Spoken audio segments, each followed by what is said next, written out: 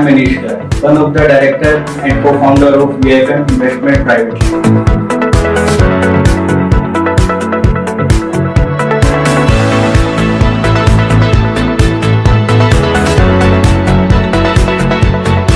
I began my career in 2006, having experienced more than 16 years in financial market.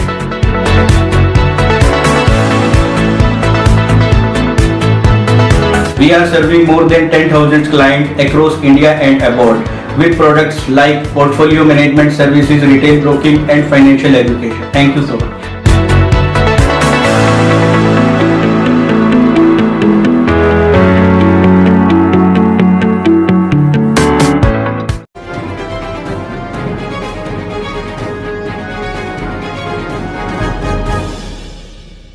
Commission for air quality management ने 30 सितंबर के बाद कोयला संचालित उद्योगों को बंद करने के निर्देश जारी कर दिए हैं।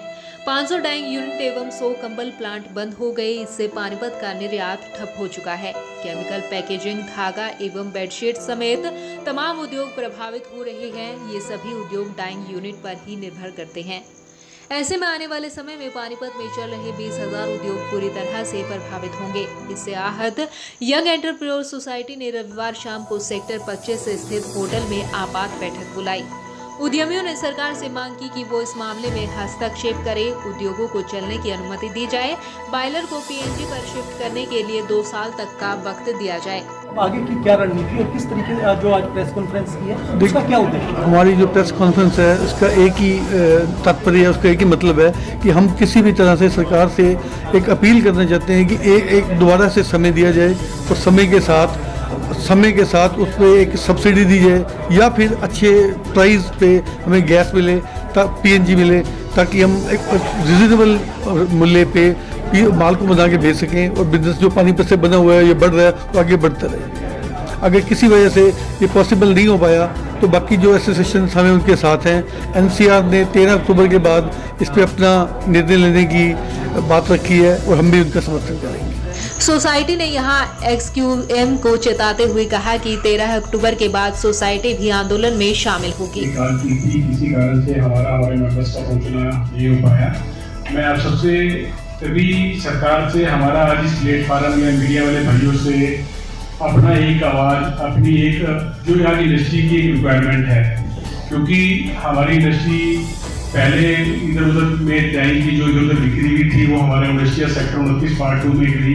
फिर अब ये अचानक आएंगे, अचानक ही हम इसको शब्द नहीं इस्तेमाल करेंगे, क्योंकि सरकार ने अफसर ने हमारे को टाइम दिया हुआ था तो उस टाइम फ्रेम में हमारे को इंडस्ट्री को लेके करना था। पर शायद इतने बड़े डिसीजन और मार्केट के इस रिसेशन वाले टाइम में उतनी इन्वेस्टमेंट। सभी औद्योगिक संगठन एक मंच पर आकर फैसले का विरोध करेंगे। उद्यमियों ने देश की साख पर सवाल उठाते हुए कहा कि देश की साख को बचाना उनका फर्ज है, इसलिए विदेशियों को समय पर उनका माल मिलना चाहिए, इसीलिए उद्योगों को बंद न किया जाए।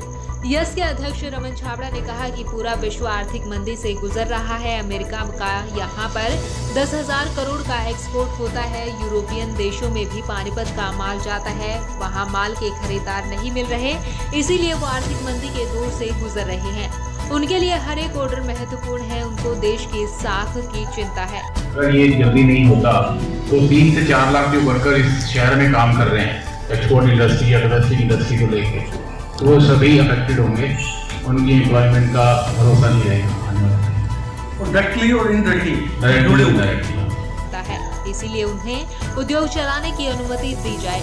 लाखों लोग बेरोजगारी के कागार पर हैं। यस के सचिव मनीष गर्ग ने कहा कि बॉयलर को पीएनजी पर शिफ्ट करने में 50 लाख से अधिक का खर्चा आएगा। उद्यमी पहले ही आर्थिक मंदी के दौर से गुजर रहे हैं। पीएनजी बॉयलर के बर्नर नहीं मिल रहे, इनकी एक साल की वेटिंग है। ऐसे में वो पीएनजी पर बॉयलर कैसे लेकर आए? उनको एसपीएम से छूट दी जाए। वो जल्द इस बारे में सांसद व विधायक से मिलेंगे।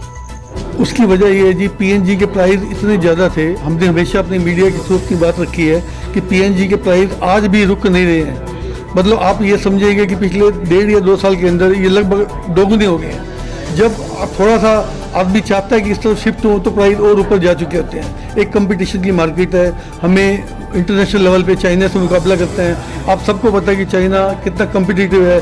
अगर यहाँ चीज़ें बढ़ती रहेंगी तो हम इंडस्ट्रीज़ का हौसला कैसे बना पाएंगे। 13 अक्टूबर तक अगर आपको राहत ना मिली तो क्या रणनीति रहेगी? वो हम बाकी जो एसोसिएशंस या एनसीआर की जो पानीपत की एसोसिएशन जो एनसीआर की एसोसिएशन जो फैसला लेंगी हम उनका समर्थन करेंगे। जो एक्सपोर्ट के ऑर्डर मिले हैं सर आप लोगों को डोमेस्टिक में है और ये अगर मैं एक्सपोर्ट की बात करूँ जापान हो यूरोप हो तो उसको अगर वहाँ पर ऑर्डर अगर टाइम पे नहीं पहुँचे तो आने वाले समय में वो किस तरीके से? इसके दो इम्पैक्ट है जी, एक इम्पैक्ट नहीं है। एक इम्पैक्ट तो ये है अगर आने वाले समय में टाइम पे ऑर्डर नहीं पहुँचे तो हमें उसमें तीन तरह होती हैं, तीन बातें होती हैं।